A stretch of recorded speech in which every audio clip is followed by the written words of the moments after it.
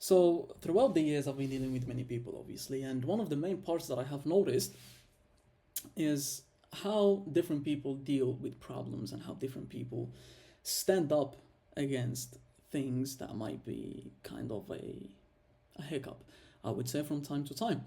Now, what really blows my mind is the avoidant people because I've been meeting some of them for the past few years, even lately, and it really blows my mind how they do things. I mean, I understand it's their kind of coping mechanism, or it's like what they feel as right doing. But in the grand scheme of things, that's not how we deal with problems, and matter of fact, they know that. And that's what kind of pisses me off a little bit. That brings me to the other idea, which is what if they wouldn't do that, they wouldn't do what they are thinking about doing in general, and just face the issue? But probably, and I mean, I don't mean an issue that they have with me, I mean issues in general, like personal life issues, right? I'm not included in this topic. I'm just observing, noticing, and making my points. So it really blows my mind. And why wouldn't they? Because the question always is in my mind, like, why wouldn't they just face it? Talk it out with someone, doesn't matter who they feel comfortable with, and just get it over with. And because the more you talk about the problem, the more you basically start detaching from the issue and the more you start feeling better about yourself. But that's something that these kind of people do not understand because they think they can just suck it up, run away, or hide, or just, it's a French word, I'm not gonna say it, but like distance themselves from the issue and think that it's somehow gonna get better either emotionally or mentally or whatever. But what they do not understand is that they're just putting that problem in a specific place in their brain, in their subconscious mind specifically, which just puts it with all its feelings and all the things that are related to it, thoughts and everything, into a place where it is like locked on hold for a little bit, and then somehow it's just gonna, at some point in time, it's just gonna go back crashing down on you. And that's what they do not get for some reason. And that's what amazes me about these kind of people. Because why are you making yourself suffer while the first thing to do not to suffer is literally just talk?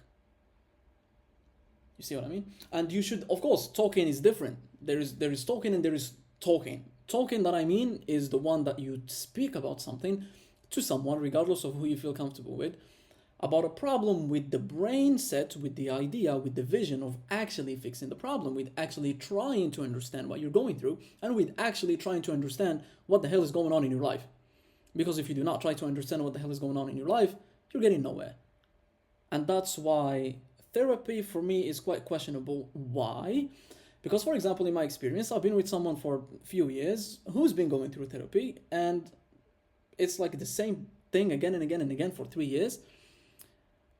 And for me, it's just mind boggling because, come on, you've been speaking it out for too long. The therapists help you, or they keep helping you try to understand the roots of problems, the roots of issues, but you people, a lot of the people are missing the point, which is like trying to understand where the problem is or where did it start and heal from it.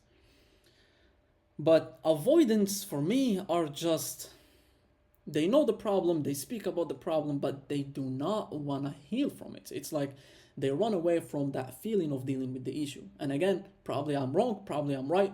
You never know. In some eyes, I would feel I would seem completely wrong, and in some eyes, I would seem completely right. And if you're on avoidance, probably you would hate me by now, or probably be like, oh yeah, this guy is actually saying something that makes some kind of sense. But again, you're still an avoidant. And unfortunately, that's something that we do not get born with. We develop it to become like that. We go through things in life that make us either anxious or avoidant or whatever, that make us like that. And we cannot get the root cause of it all. And unless you get the root cause of it all, at least just human wise, in a smart way, when you get to the root cause of a problem, because at this point we are just byproducts of our childhood, innit? So that's how it works, unfortunately for everyone.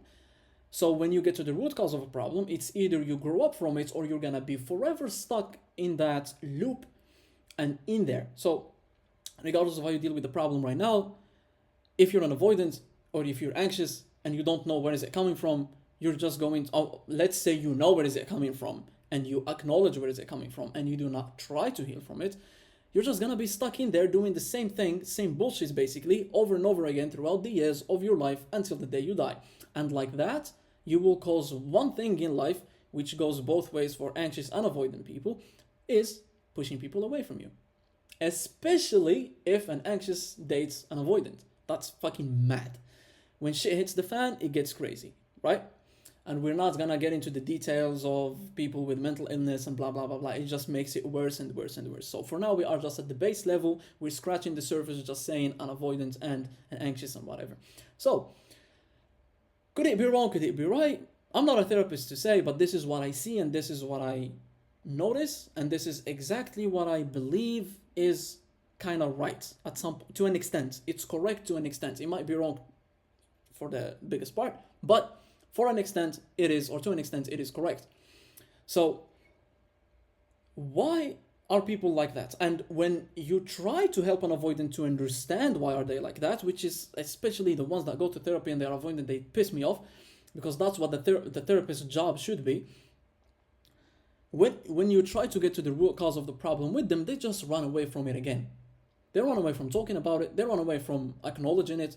They run away just from experiencing those feelings again, to let them, detach from that kind of behavior and become a better person.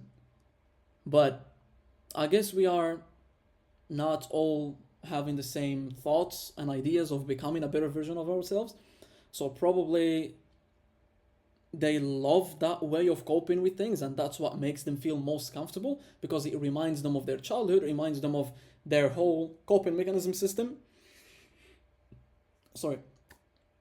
That's been built for many, many years, that's been built for decades even, and they just stay with it, and they just get stuck to it, kind of. And their whole lives evolve around that kind of behavior. Because you know what avoidants do? Avoidants, as I noticed, the difference between anxious and avoidance. Anxious people are quite clingy and needy. Avoidant people, they go distance themselves and come back. So they're like a tennis ball. They bounce back all the time. It's just like a ball. They keep bouncing back. They go a bit, take their space, come back. Go a bit, take their space, come back. Shit hits the fan, take their space, come back. And if you want to even create a friendship or a relationship with these people, or even if you have them as your children or your parents or just your siblings, it's absolutely terrible, because you stop understanding. I mean, you get the pattern at some point, but then you start getting worried about them and you start understanding, like, these kind of people, that's how they operate, and they need an intense amount of energy to deal with them. And it depends if you are ready or not to invest such energy. Because without, of course, we're not gonna, include fear of abandonment and fear of having people with you in your life and blah blah, and someone having something that blows my mind each time. It's literally mind-boggling, which is the people that fear people trying to take care of them in their life. That's just mad. Like, bro, you're having someone who's trying to take care of you. Could be your parents, could be your friends, could be your relationships. They are trying to take care of you, but you're trying to run away from it. It will forever be amazing to me, right? So I knew a few people, and when I noticed a little bit about the people I've dated before, the only thing that is, I would say, common between most of them, not all of them, but most of them, is that they are avoidants.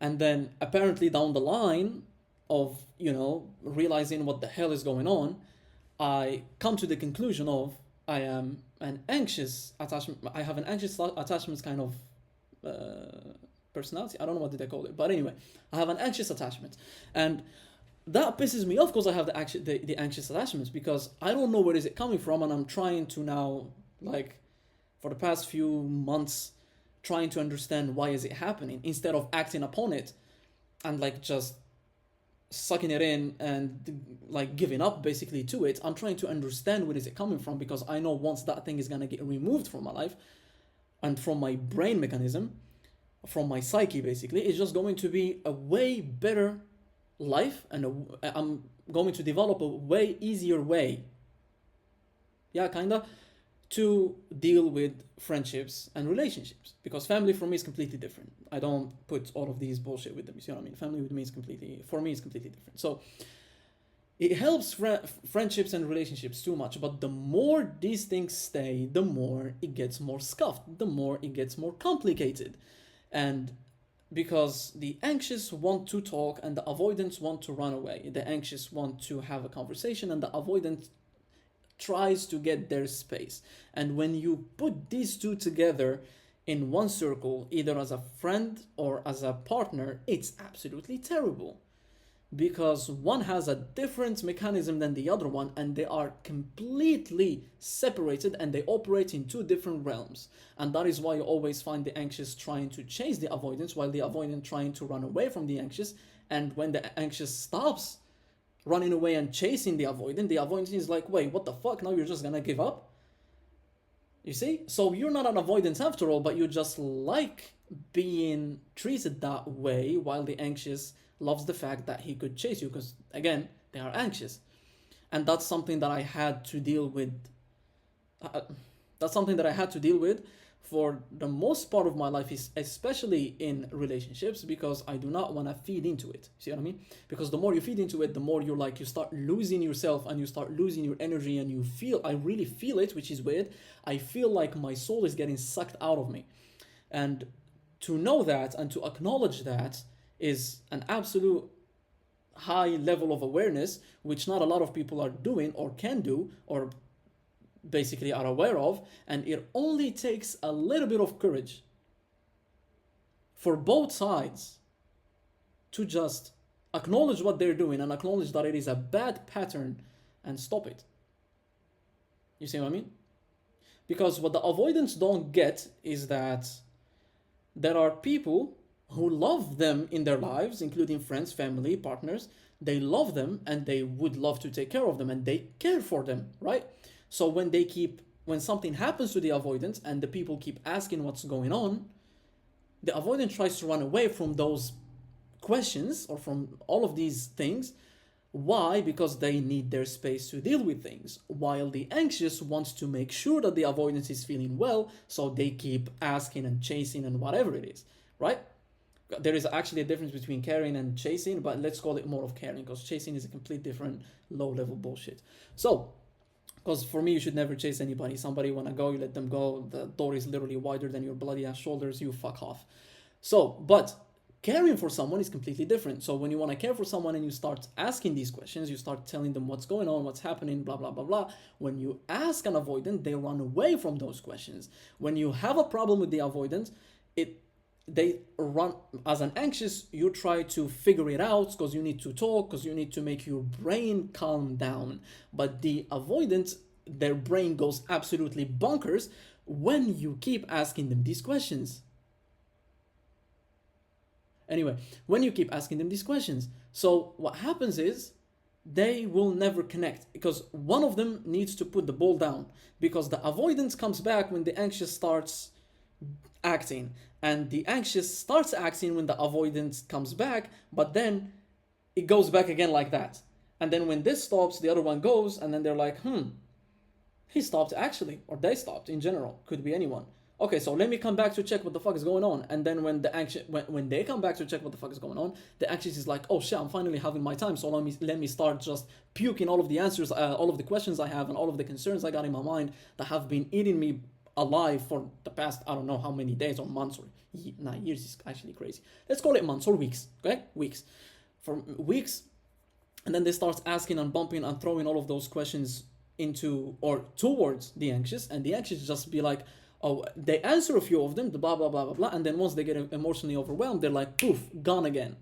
And the same pattern repeats. And I say from my own experience, you know, different people, because I started like realizing and recognizing what I've been doing. Dating or having, actually even having it as a friend, yeah, because I got a friend like that. But anyway, having a friend that is close to you, or a partner that is close to you, who is an anxious, who is an avoidant, is absolutely terrible, especially if you are an anxious, because an anxious person cares. The avoidance cares too, but they need their time and space. But the anxious does not understand that. As a matter of fact, I have both in me. I have a part of me that is the anxious and part of me that is the avoidant. So the anxious of me does what? The anxious of me keeps asking and trying to figure shit out as soon as possible, how much I can. But when you're dealing, okay, when you're dealing with avoidance, it's absolutely terrible, as I said. But anyway, let's not give the other example. The anxious within me is, the avoidant within me is what?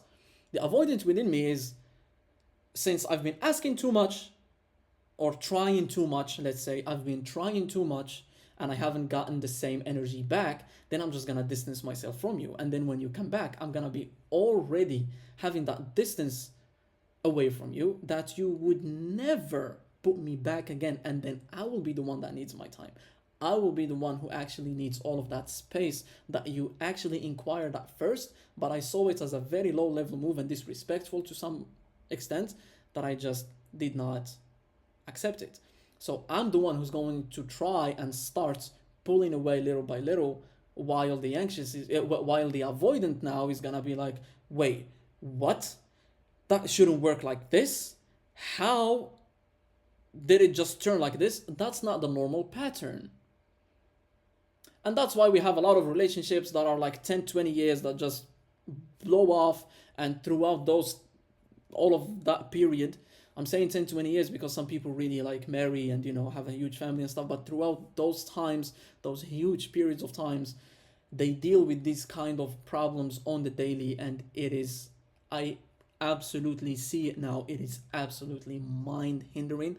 It will be like a toll on your brain that is going to absolutely destroy you at some point if you keep feeding into it. So what's the point? The point is, you should, of course, there are multiple kinds of attachment thingies, right? But in these two, or in general, right? Let's just sum it up. The sum up is, you should read yourself. Try to connect within yourself. Try to remember everything that happened in your life, and try to understand the patterns you have and where are they coming from. And once you do that, then you need to understand how bad it is and how it affects other people, because everybody cares about someone. Even if you're an absolute trashy ass avoidant, you still care for people, right? But you should understand that the people you care for also, I can't speak, also already always, they're all in my mouth for some reason, they all want to just get out. They also care for you, and you need to take that into consideration and better yourself and make yourself better. Either for you or just for the people you love, at least. So if you don't want to do it for yourself, just do it for the ones that actually care for you.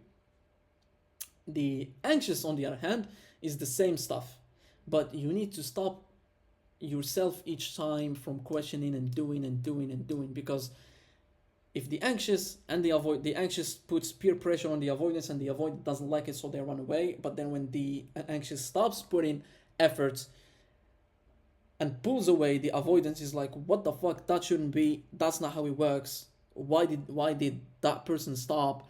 So they just pull back, and it's like, it's like a bouncing game basically, and it's gonna keep going forever. And that is why right now in my, it might sound a bit corny, but in my dating life, I pay attention to these things very, very firsthand. It's literally the first stuff that I notice, or that I look forward to noticing. And I do them very quickly, so I won't lose none of my bloody ass time. And you keep detecting people, and you basically filter people out, which is something I've been doing for my friendships my whole life, but I never done it, stupid ass me, sorry, but I've never done it in my dating scene. Why? I don't know why, but somehow we live and we grow, isn't it? Yeah, we learn, and that's how it works. So, is it better? It's not. Is it good for an avoidant and an anxious? For an anxious and an avoidant? to be together. Everyone deserves to be together, right? I'm not saying like, nah, this out of your league, this person is way out of your bullshit. No, everyone deserves someone to love and someone to care for. That's absolutely factual, because if not, without love and care, we would actually die, and we will be depressed, and we will end up killing ourselves if we do not just die, suffocate and die. So how would it work is, how I do it right now is that I notice these things, and you notice it if you're smart enough, of course. Not that I'm calling myself smart, but I just don't want to lose my time, basically. You detect these things in first glance, and they are very easy. You just ask simple questions, and you can understand how people deal with problems. And people talk, people always speak, people always say what they are feeling, people always say about who they are. So if somebody tells you I'm a bad person, truth be told, believe them. Believe them 100%. If someone is telling you I always been used and this, believe them. Some people will tell you I feel like they victimize themselves, which is something nuts, because I dealt with it for many years of my life with someone. It's absolutely, to me, it's the lowest of the low. But again, believe them, because they want your empathy, and some of them will want your support. Some of them will want you to give them their space. Some of them will want you to give them, like, show them love and love bomb them and bullshit. Some of them don't want the love, but the problem is not that. That's absolutely okay. We're all human and we all have our ups and downs, but the issue is when someone is in absolute denial about their patterns being wrong and they need to fix them. And that's the thing that just makes me tweak. Because if your patterns are wrong, you should most definitely try to fix them, because it's gonna ruin your life forever with everyone you know. And you will know. So why do the same bullshit? Or am I just not thinking correct, even if I see it as correct? Because why wouldn't you? That's at least what I'm trying to do. I'm trying to better myself internally, not physically. Not physically, I'm good. Not mentally, I'm not good. No one is good mentally. Trust me. If someone tells you, "Yeah, my mental has been good," shut the fuck up. No one's mental is good. That's the life we live in. It is what it is. We're human. It's not a shame. It's completely okay. Because a lot of people see it as like stigma, whatever. It's bad to speak about mental health, whatever. But that's not the case, because that's why you end up living your life till like you're 70, still stuck with something that happened to you when you were like 10. And you spend 60 years of your life being stuck mentally and emotionally to something that happened to you before, and you cannot just face it to actually grow from it. And that's why I see one point of people going to therapy, for the love of God, which is growing from the issue, not keeping the issue with you the whole time, and then be like, oh my God, why do I have fear of abandonment still? It happened to me when I was, I don't know, and then I'm speaking with the name in my mind, by the way, and probably that person will see this video, so it's not an attack to you, it's just literally an example. It's the last thing that I experienced that got to my brain anyway. So I've been dealing with it this whole time, and I don't know how to grow from it. And when you decided to go somewhere, I felt like you are abandoning me. I'm like, what? I was like, what? What? I wouldn't abandon nobody.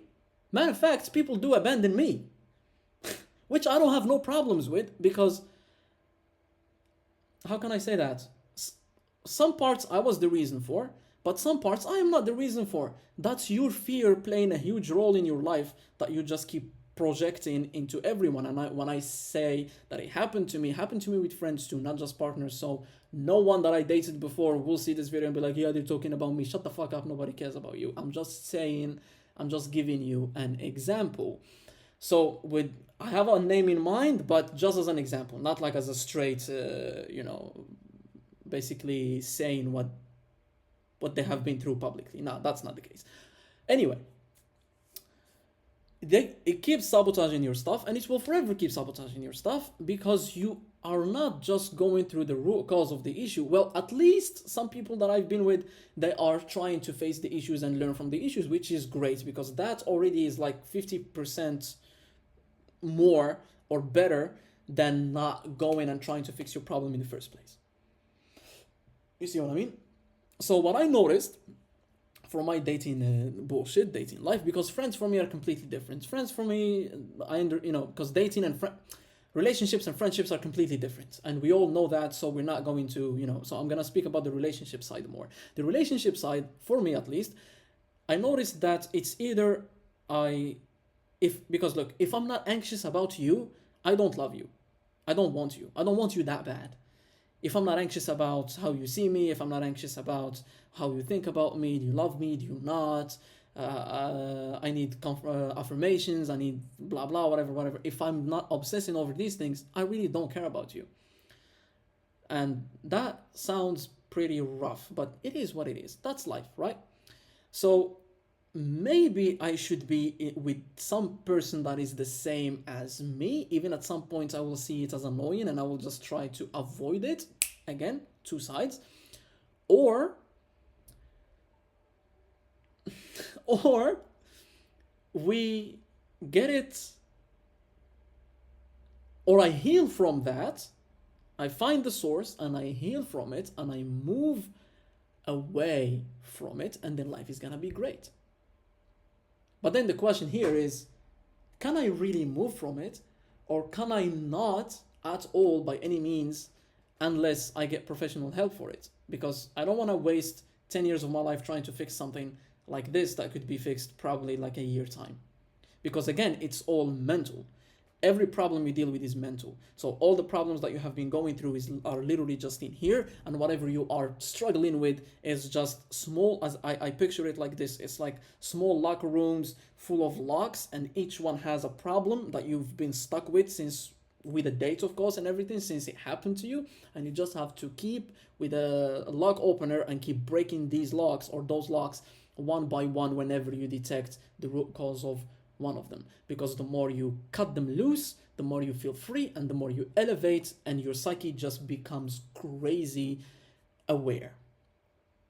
Now, we're not gonna speak a lot about the psyche because that's a complete different story, and I am not, I would say, knowledgeable enough to say. I know someone who is knowledgeable enough to speak about it. Probably I'll convince her to say that at some point, like publicly in a video, because the ideas she shares and what we speak about is next level shit. And she keeps her information very, very locked and hidden, you see what I mean? Because anyway, it's a long story, but maybe I'll convince her to speak one day about it, and I will have that uploaded in here, because that would be crazy. The amount of knowledge she got is immaculate. It's just really mind-blowing. Truly, I'm truly impressed. And so this is how it works, and this is how it will forever work. But are we ready to face them, or are we just gonna keep running away from them and keep sabotaging every relationship and every friendship we get into? Because the more you sabotage, the more you keep losing, and the more you make yourself even more confused and more confused and more confused and more confused and more confused, and you will forever be stuck in a loop of confusion. Why? Because you are not just ready to level up and woman up and man up to deal with the problems you're dealing with, and face the people that are causing you these problems, not emotionally, face them direct. And make your peace with it. Because the more you face these issues, and the more you actually go for the people who caused you these issues, and you speak to them and you tell them, suck all of your mothers, you've done this and this and this, and I really wanted to let that out of my system, you will forever be stuck. But again, who am I to say? I'm not a professional. I'm just a mouth talker, and unscripted. As always, we're just letting it out, yapping the shit out of thoughts and ideas. And this is in relation with a recent event that I've been having, and it led me to a lot of understanding about many things in life. And yeah, I got many things to speak about later on, and buckle up. It's not gonna be easy. For the music part though, yeah, there will be music, not anytime soon, but there will be music. I bought like two new computers. My old computer got scuffed, so I'm waiting for repair bullshit, and it's like, so I don't have I have the gear what to do things with, but do I really want to do it right now or for the past 2 years? Hell no, it's not a gear issue. So see, now you're actually seeing me growing up in front of you. Instead of me blaming the gear and blaming the bullshit that is not working, it's just my mental has been off of creating musical things, and more of going around and exploring the human brain and exploring human nature and exploring human behavior, because it's one of the most complicated things I have ever bloody seen, and because everyone's different. But yeah, we're gonna stop here. We're not gonna make it even more. But anyway, will there be music? Probably. For now, whatever comes to mind, I speak about it. Of course, not instantly. I take a few days, weeks, or even months to think about the topic and what I can say about it, because again, I don't write, I just talk, and my ideas and my emotions and my brain need to be in a linear state to be able to speak like this. So I won't talk out of emotions, I won't talk out of anger, I won't talk out of happiness, and I won't talk out of any kind of emotion. Basically, it's just blunt, neutral delivery. That's what I mean. Anyway, thanks for listening to my TED Talk, and see you in the next video.